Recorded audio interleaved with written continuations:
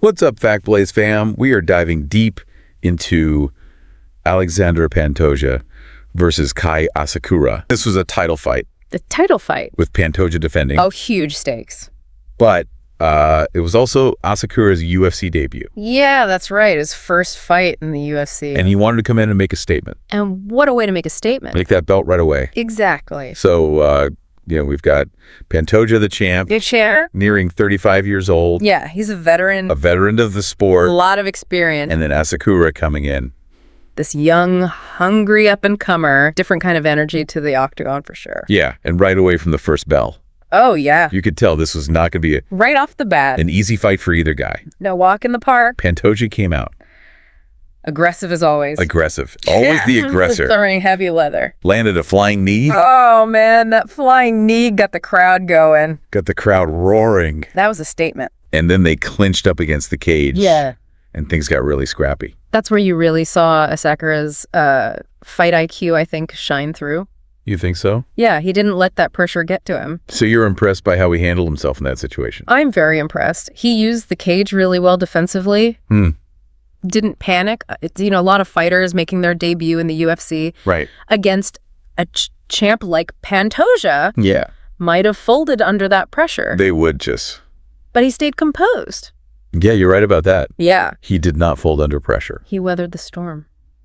But Pantoja's a grappling beast. Oh, yeah. And he was able to get Asakura down. Took him down.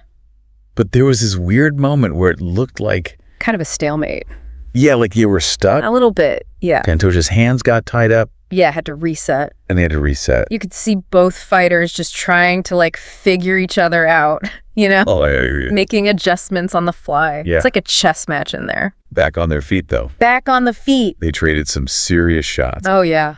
Asakura landed some vicious knees. Those knees were brutal, man. But Pantoja just kept coming forward. Relentless. Like a tank. You know what really struck me about Asakura in that first round was his smile. Wow. He was smiling while he was getting hit. Wow. Now, that's not cockiness. Right. That's mental fortitude. Interesting. It shows he was in the zone. He was unfazed by Pantoja's power. That's a good point. Yeah. Because a lot of fighters... they get hit with a big shot. They start to doubt themselves. Right. But Asakura, he was like, bring it on. And you could tell that Pantoja even felt that a little bit. Oh, yeah. Like he was surprised that Asakura was not backing down. Absolutely. And then Pantoja ended that first round on fire. Oh, yeah, she turned it up. He just unleashed... flurry of strikes. this crazy flurry of punches, kicks. A brutal knee right before the bell. Brutal knee right at the end. And that was a statement. Yeah, he was making a statement. But you got to give Asakura credit. He took those shots. Oh, yeah. And he kept coming. It was not going the way. That's a sign of a true warrior. Yeah, he was there to battle. Absolutely. It was a great first round. Incredible first round. Set the stage for an amazing fight. Really did. It did. So let's get into round 2. Let's do it.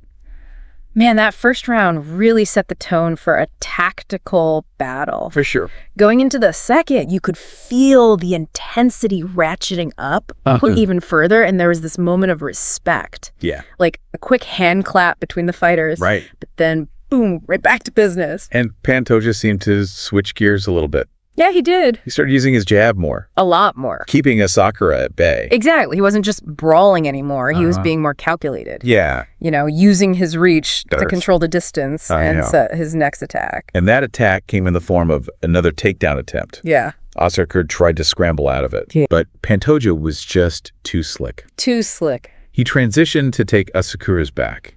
Seamlessly. It was like watching a master class in grappling. Pantoja's transitions were textbook. Textbook. He flowed from one dominant position to the next. And Asakura was just struggling to keep up. You could see it in his face. He was like, what is happening? And that's when things started to look really grim for Asakura. Yeah. Pantoja locked in a body triangle, then transitioned to that rear naked choke.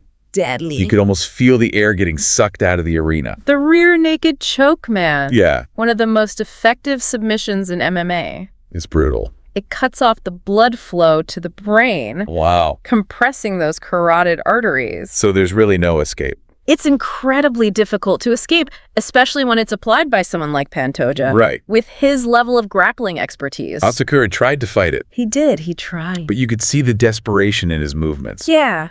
It was only a matter of time. At that point, it was just a question of whether Asakura would tap or go to sleep. Yeah, and he chose the light. He chose to go to sleep. He never gave up. Wow. Never gave in, but Pantoja's grip was just too strong. What a way to go out, though. Yeah. I mean, it's a tough way to lose. But Asakura proved he belonged in the UFC. He did. He pushed the champ. Absolutely. He never stopped fighting. Even when things looked bleak. This fight was a huge learning experience for him. Oh, yeah, no doubt. He'll come back stronger. Forever. So let's talk about Pantoja. This win was a major statement. Huge statement. He not only defended his title, Culminated. he did it in dominant fashion. And then to top it all off, he calls out Demetrious Johnson. That callout sent shockwaves through the MMA world. Oh, yeah. Johnson is considered by many to be the greatest flyweight of all time. Bajuco. He practically built the division to have Pantoja, the current king, call him out. That's a huge deal. It's like something out of a movie. The young lion, having conquered all challengers, sets his sights on the legendary king.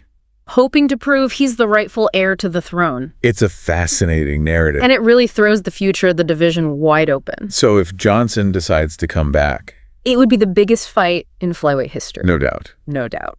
But even if that fight doesn't materialize, yeah, there are plenty of other contenders waiting in the wings. Oh, yeah. The division is stacked. Guys like Brandon Moreno and Amir Albazi. Those guys are legit. They're both legitimate threats to Pantoja's reign. They're hungry. The flyweight division is stacked with talent right now. On fire. And this win by Pantoja has just raised the stakes even higher. It's an exciting time to be a fan. So, okay, let's break down what a potential Pantoja-Johnson matchup might look like. All right. What are the key factors that could determine the outcome? Well, stylistically, it would be a clash of titans. Oh, yeah. You got Pantoja, this relentless pressure fighter, incredible grappling skills. He's like a boa constrictor. Slowly squeezing the life out of his opponents.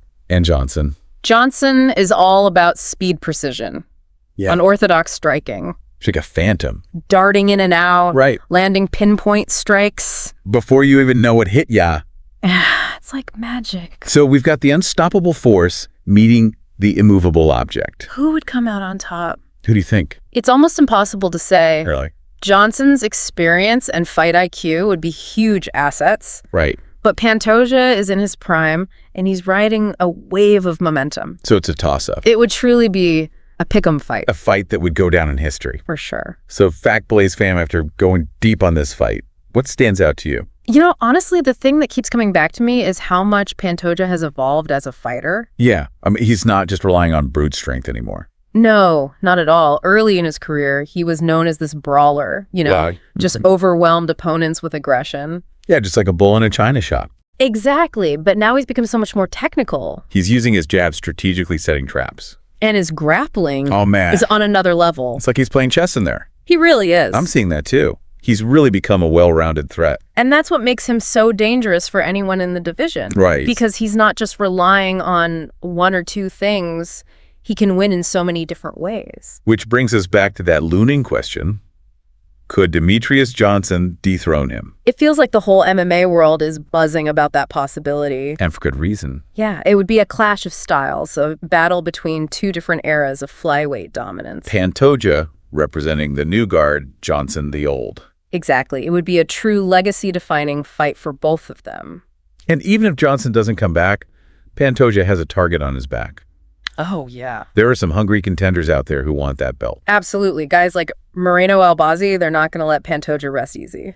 So as we wrap up this deep dive, what's the one thing you want our listeners to take away from this fight? I think it's this. Alexandre Pantoja is the real deal. He's not just a champion. He's a dominant force who's only getting better. And whoever steps into the octagon with him better be ready for a war. Couldn't have said it better myself. Fact Blaze fam, keep your eyes in this division. Things are about to get really interesting. Until next time, stay sharp and keep exploring the incredible world of MMA.